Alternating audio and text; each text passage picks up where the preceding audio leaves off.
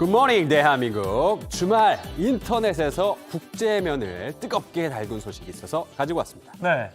먼저 영국 정부가 길거리 등 이 공공장소에서 여성에게 성희롱, 이 추파를 던지는 행위에 대해서 강력한 처벌을 하기로 했습니다. 먼저 워싱턴 포스트 보도인데요. harsher penalties, 그러니까 더 가혹한 처벌이라는 말입니다. 영국 내무부가 성명을 통해서 공식 발표했습니다. 처벌 수위는 최대 징역 2년입니다.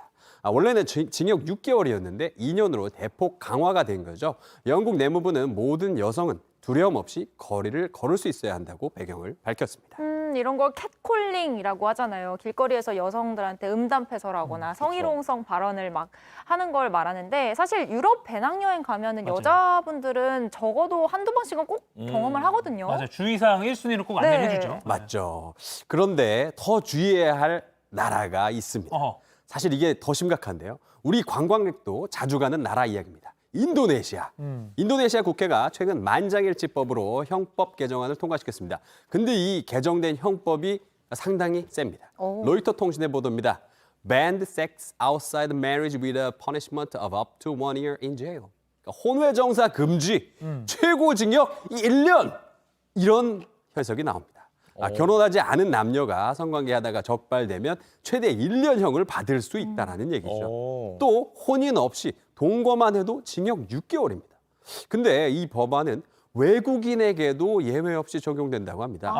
네. 그러니까 우리 관광객 여러분들 여행 가서 조심해야 된다는 거예요. 말하자면 썸남, 썸녀랑 여행 가면 큰일 날 수 있다. 이렇게 볼 수도 있는데 네. 이 보수 성향의 무슬림 단체 요구를 반영한 것으로 분석되고 있습니다. 예. 당장 인도네시아 관광업계의 반발이 굉장히 큽니다.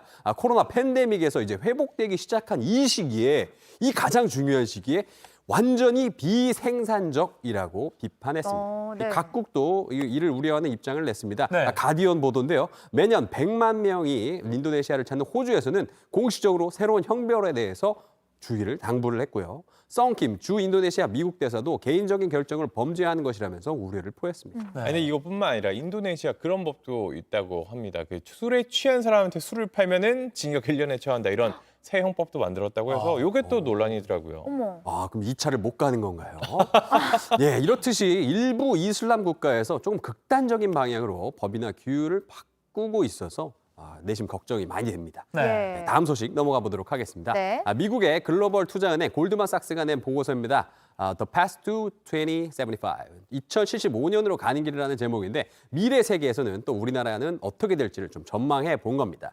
일단 우리나라의 경제 규모가요. 2075년에는 필리핀과 말레이시아, 방글라데시에도 뒤처질 것이다. 라는 전망입니다. 그래요. 그 경제 규모라는 게 쉽게 말해서 그 나라에 있는 사람들이 뭐 창출해내는 부가가치라고 봤을 때 인구가 줄어들기 때문에, 그러니까 저출산, 고령화 뭐 이런 것 때문인가요?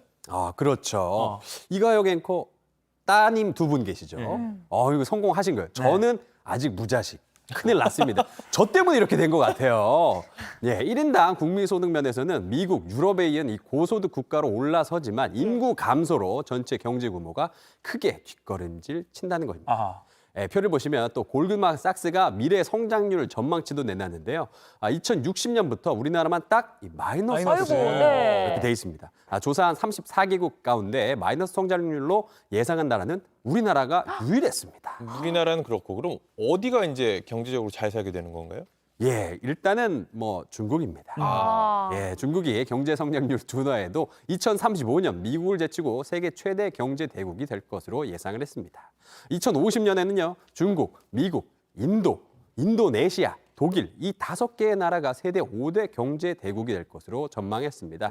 인도와 인도네시아, 중국 등이 아시아 국가들 이렇게 이름이 많이 올라갔지만 우리나라는 쏙 빠졌다는 게 참 진짜 마음이 안 마음이 좋습니다. 아프네요. 그죠? 예전에 뭐 아시아의 4마리 용이라고 했던 적이 있었는데 4마리 용 다 사라졌습니다. 지금 뭐 인구 많은 나라들이 결국엔 살아남게 되지 않을까 이런 전망입니다. 그렇군요. 예, 계속해서 인터넷과 소셜 미디어에서 화제가 된 소식 전해드리겠습니다. 네. 웃어야 복이 온다고들 하지 않습니까? 막상 웃을 일을 찾기가 요즘 쉽지가 않은 요즘인데요. 여러분들의 잃어버린 웃음 찾기 위해서 사람보다 웃긴 야생동물들 사진 준비해봤습니다. 누굽니까? 어? 자, 꼬마 사자가 뭐예요? 나무에 위태롭게 매달려 있어요. 고양이과 동물이라고 다 높은 곳에서 잘 뛰어내리는 건 아닌 것 같아요. 2022년 웃긴 야생동물 사진전에서 1위를 수상한 작품입니다. 사실 제목이랑 같이 감상해야 더 재밌는데요. 캥거루도 보이고 지금 요 장면 보실까요? 곰에게 연어가 튀어오르는 요 사진 제목 한번 맞춰보시죠. 약간 내기의 연어? 이게 미국 사진 작가가 찍은 반격이라는 작품이에요. 연어의 복수? 동료 연어들의 복수라도 하는 것 같죠. 다음 사진 볼까요? 펭귄 2마리가 실랑이를 벌이고 있는 사진은 Talk to the fin. 그러니까 내 지느러미에 대고 말해. 이렇게 되겠는데 올해도 이렇게 재치 넘치는 작품 5천여 점이 전 세계 85개국에서 모여들어서 경쟁을 펼쳤다고 합니다. 좀 별난 사진전 같다고 생각을 했는데 인기가 그래도 꽤 있나 봐요. 2015년 영국의 사진 작가들이 만든 이 대회는 사실 그저 재밌는 동물 사진을 보고 웃자는 취지만은 또 아닙니다. 야생동물 보호에 대한 관심을 높이는 목적을 갖고 있다고 합니다. 그래서 수익금으로 자연기금도 지원하고 있다고 하네요. 좋은 취지니까 저희도 한번 찍어서 한번 응모해봐도 좋을 것 같습니다. 예. 네, 다음 소식 보시죠. 다음은 월드컵 열기가 뜨거운 카타르인데요. 월드컵 경기장은 아니고요. 카타르 대학의 축구장입니다. 딱 보기에도 녹색 잔디가 아니라 조금 다르죠. 이게 뭔가요, 이게 이게? 뭐예요? 축구장이 지금 형형색색 막 선으로 가득 찼는데 축구장을 이제 예술의 장, 화가의 캔버스로 사용한 겁니다. 아니, 저렇게 하면 축구는 못 하는 거잖아요. 축구는 좀 어려울 수도 있겠죠. 근데 이 예술가가 아랍 문화의 매력과 월드컵의 역사를 보여주고 싶어서 만들었다고 합니다. 축구장을 도화지 삼아서 무려 3,000리터의 페인트를 들이부었다고 하네요. 3,000리터 페인트니까 약간 환경에 영향 없을지 걱정도 되긴 하는데 아무튼 규모가 어마어마하네요.